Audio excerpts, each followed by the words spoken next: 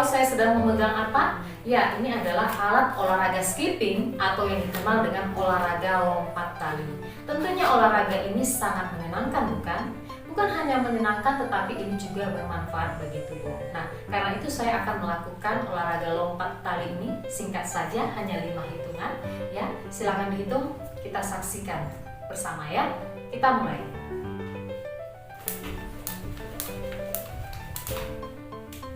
Oke.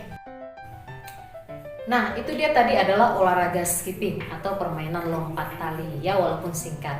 Nah, yang jadi pertanyaan saya, tahukah kamu mengapa organ yang di dalam perut kita tetap berada di dalam posisinya dan tidak jatuh meskipun kita sudah melompat berulang kali? Ya, karena organ di dalam perut kita itu dibungkus dengan jaringan ikat. Nah, apa itu jaringan ikat? Dan apa saja ya struktur dan fungsi jaringan ikat?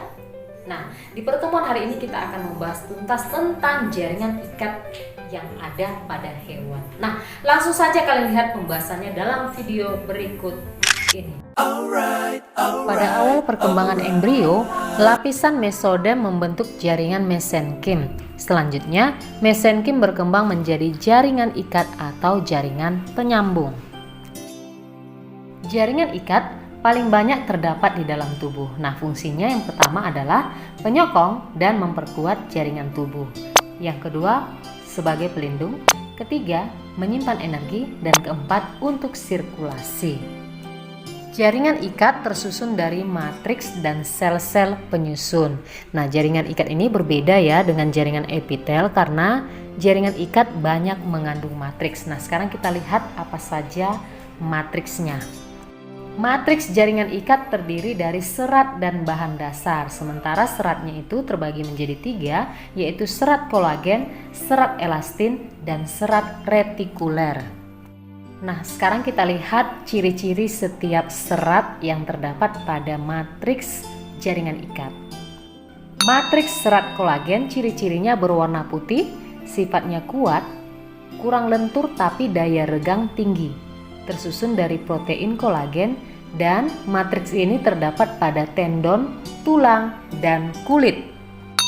Matriks serat elastin ciri-cirinya berwarna kuning, lentur, tersusun dari protein mukopolisakarida yang dikelilingi glikoprotein. Nah, matriks ini terdapat pada pembuluh darah, ligamen, tulang rawan, dan laring. Kalau matriks serat retikuler ciri-cirinya sifatnya sama dengan serat kolagen, yaitu kuat, kurang lentur tapi daya regang tinggi. Tetapi ukurannya lebih tipis, tersusun dari kolagen dikelilingi glikoprotein. Nah, ini berperan untuk mengikat jaringan ikat. Terdapat pada hati, limfa, dan kelenjar limfe. Nah, sekarang kita lihat bahan dasar penyusun matriks. Bahan dasarnya adalah asam mukopolisakarida yang mengandung asam hyaluronat kondroitin sulfat. Asam hyaluronat berfungsi sebagai pengikat air, pelumas, dan peredam benturan. Dan ini juga berfungsi sebagai media yang dilalui oleh bahan makanan dan zat buangan antar sel. Jika semakin banyak kandungan asam hyaluronat, matriks menjadi lentur. Sebaliknya, semakin banyak kondroitin sulfat, matriks menjadi kaku. Nah, bahan dasar ini berbentuk larutan homogen setengah cair ya. Baik, itu dia tadi matriksnya. Nah, sekarang kita lihat sel-sel yang menyusun jaringan ikat. Adapun sel-sel jaringan ikat adalah 1. Sel fibroblast. Sel berbentuk serat yang berfungsi untuk sekresi protein. Kedua adalah sel lemak atau sel adiposa. Nah, sel ini khusus untuk menyimpan lemak. 3. Sel plasma, yaitu sel yang memproduksi antibodi untuk antigen. 4. Makrofag, sel yang bentuknya berubah-ubah, bersifat fagositosis atau pemakan zat-zat buangan, sel-sel mati, dan bakteri. 5. Sel tiang atau mast cell. Nah, sel ini memproduksi dua hal, yaitu heparin dan histamin. Nah, heparin itu adalah antikoagulan yang berperan dalam pembekuan darah. Sedangkan histamin adalah zat akibat reaksi sel tiang terhadap antigen yang sesuai. Nah, ini berperan dalam meningkatkan permeabilitas darah. Adapun jenis-jenis jaringan ikat yaitu 1.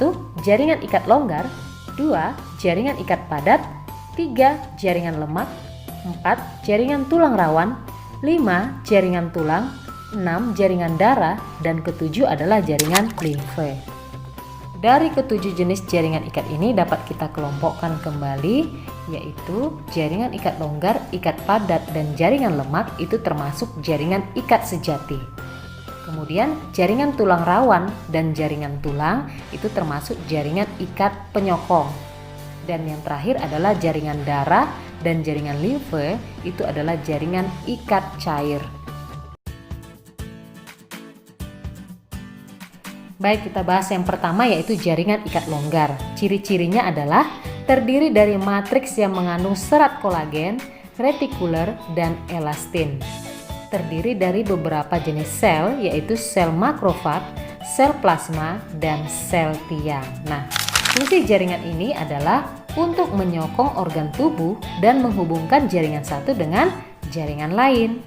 Nah, ini terdapat di selaput perut, saluran pencernaan, pembungkus pembuluh darah, akson saraf, dan kulit.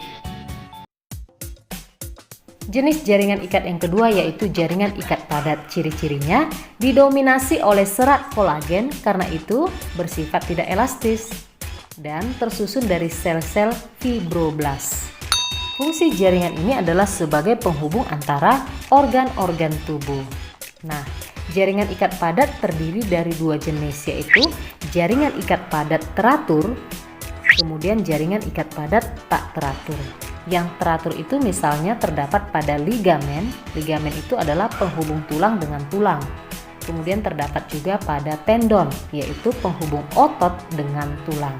Nah, sementara jaringan ikat padat tak teratur, misalnya pembungkus tulang dan lapisan dermis kulit.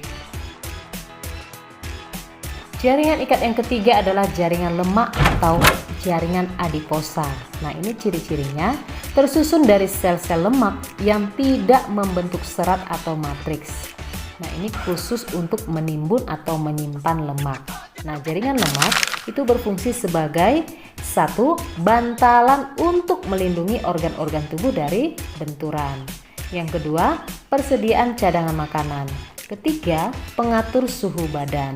Nah, jaringan ini terdapat pada seluruh bagian tubuh, di bawah kulit, sekitar persendian, dan di sekitar organ-organ dalam. Yang keempat adalah jaringan tulang rawan. Nah, ciri-cirinya tersusun dari bahan dasar yang disebut kondromukoid, yaitu bahan dasar yang mengandung protein dan karbohidrat.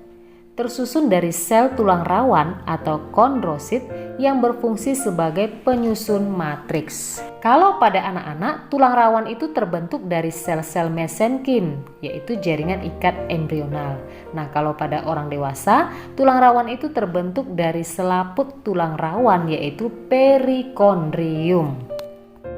Tulang rawan dibedakan menjadi 3. Yang pertama yaitu tulang rawan hialin, kedua tulang rawan elastis, ketiga adalah tulang rawan fibroblas. Apa ya perbedaan ketiganya? Yuk kita bahas satu persatu.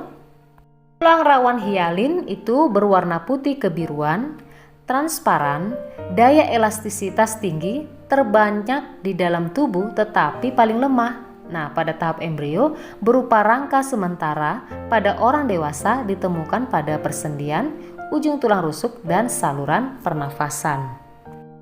Tulang rawan elastis tersusun dari serat elastin warna kuning dan perikondrium. Nah, ini terdapat pada embrio, laring, daun telinga, dan epiglotis. Nah, kalau tulang rawan fibroblas itu tersusun dari serat kolagen yang berwarna gelap dan keruh. Nah, tulang rawan ini adalah tulang rawan yang paling kuat. Ini terdapat pada hubungan antara ruas-ruas tulang belakang dan tendon. Jaringan ikat yang kelima yaitu jaringan tulang. Nah, jaringan ini tersusun dari sel-sel tulang yang disebut dengan osteosit. Osteosit dibentuk oleh osteoblas. Nah, osteoblas itu adalah sel yang berasal dari fibroblas.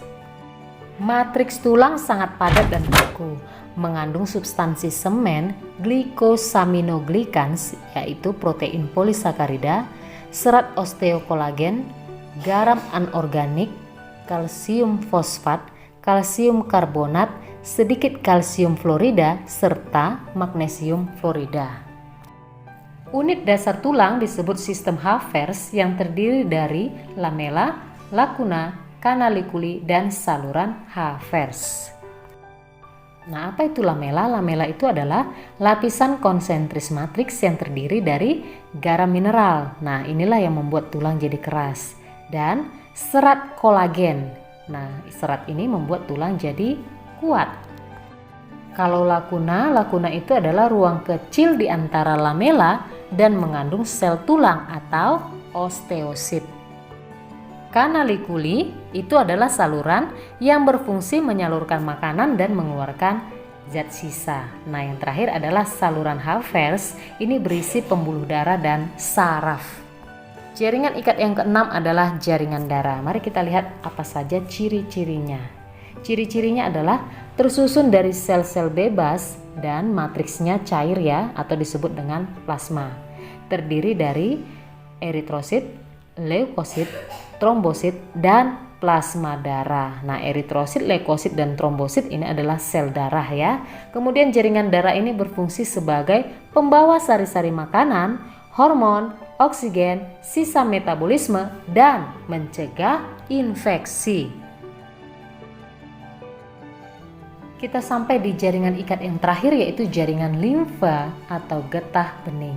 Ciri-cirinya tersusun dari serat retikuler dan sel-sel limfosit dan makrofag.